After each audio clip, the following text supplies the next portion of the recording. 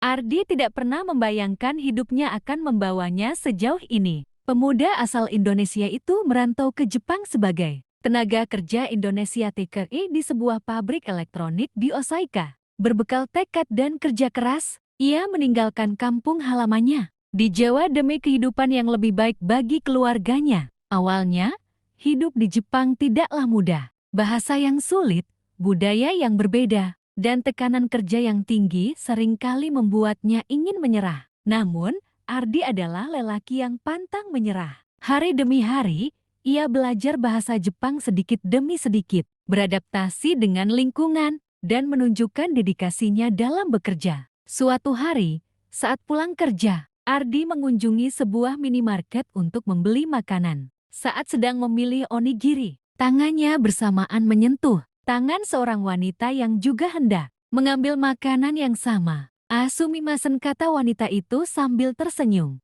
Ardi sedikit gugup. Wanita itu sangat cantik, dengan mata yang lembut dan senyum yang menenangkan. Tidak apa-apa, jawab Ardi dalam bahasa Jepang yang terbata-bata. Wanita itu tertawa kecil. Kamu bukan orang Jepang?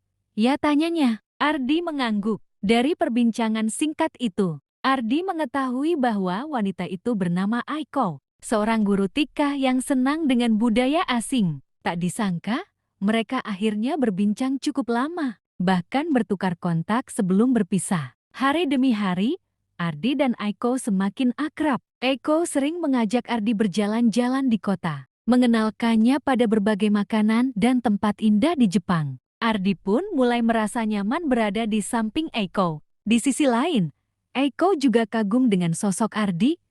Meski seorang pekerja asing, Ardi adalah pria yang pekerja keras, sopan, dan memiliki hati yang hangat. Tak butuh waktu lama hingga benih cinta tumbuh di antara mereka. Namun, perjalanan cinta mereka tidak mudah. Keluarga Aiko awalnya keberatan karena Ardi bukan orang Jepang dan hanya seorang pekerja pabrik. Mereka khawatir tentang masa depan putri mereka. Begitu pula keluarga Ardi di Indonesia, yang menganggap pernikahan dengan orang asing penuh tantangan. Tekanan dari keluarga membuat hubungan mereka sempat merenggang. Aiko merasa sedih karena orang tuanya tidak menyetujui hubungannya dengan Ardi.